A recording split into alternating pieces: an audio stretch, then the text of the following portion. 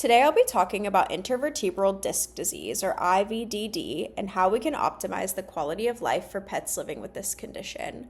Our goal is to give pet owners, veterinary professionals, and interns a clear understanding of the disease, its causes, treatment options, and most importantly, how to support the dogs at risk.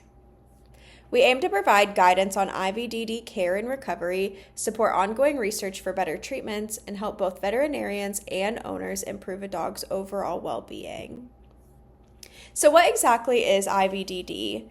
IVDD occurs when the cushioning discs between the vertebrae degenerate. They may bulge or rupture, which puts pressure on the spinal cord.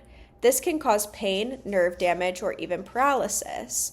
Mild cases may just look like back pain or sensitivity to movement. Severe cases can mean loss of mobility or complete paralysis.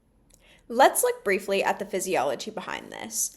Each vertebra has two key parts: the nucleus pulpus, a gel-like material that holds water for cushioning, and the annulus fibrosus, a strong ring of collagen that contains the nucleus. In healthy dogs, these structures provide flexibility and strength, but in dogs with IVDD, the disc degenerates and becomes brittle. The nucleus loses water, becomes fibrous, and may bulge or rupture, pressing directly on the spinal cord.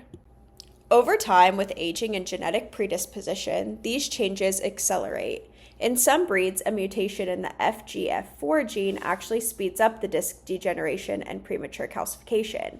Combine that with biomechanical stress from long backs and short legs, and the risk is even higher.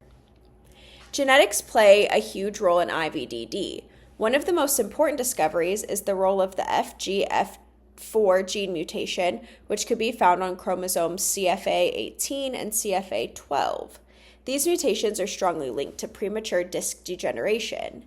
In some cases, this leads to the calcification or mineralization of the discs, making them brittle and prone to injury. This is particularly relevant to what's called Hansen's type 1 IVDD, where discs degenerate early in life and can rupture suddenly, as opposed to Hansen type 2, which tend to occur later and progress more gradually. To study and confirm these risks, researchers often use tools like PCR testing and radiographic imaging to detect genetic markers or early signs of calcification. Breed-specific data from these studies help us understand why chondrodystrophic breeds, those with long backs and short legs, are disproportionately affected. So while lifestyle and biomechanics matter, genetics can set the stage for IVDD long before symptoms ever appear.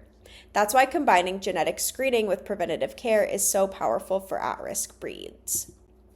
But the risk isn't equal across breeds. Studies show that dachshunds account for up to 65% of all IVDD cases.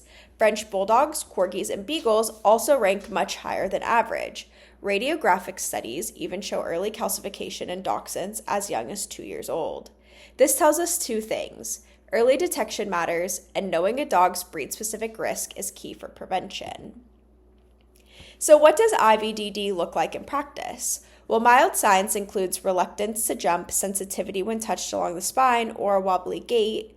Severe cases are much more obvious: paralysis of the hind legs, dragging the back limbs, or losing control of bowel and bladder movements.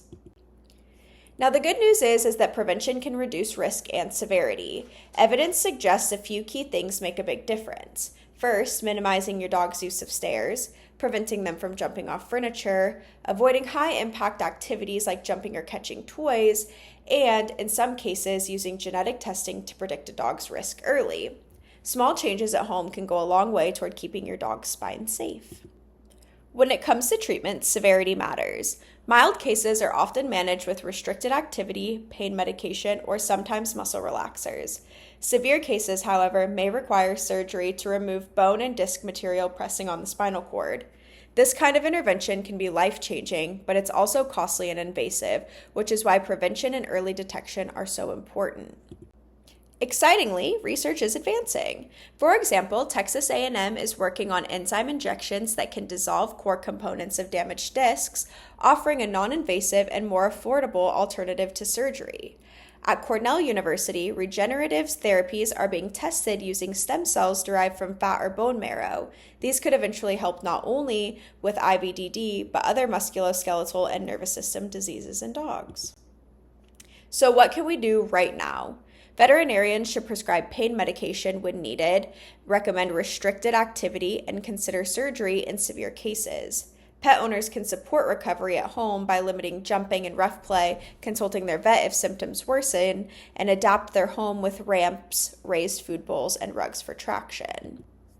So to wrap up, preventing IVDD means limiting risky activities, recognizing symptoms early, and seeking veterinary care when problems arise. Treatment plans should be followed closely and tailored to the severity of the case.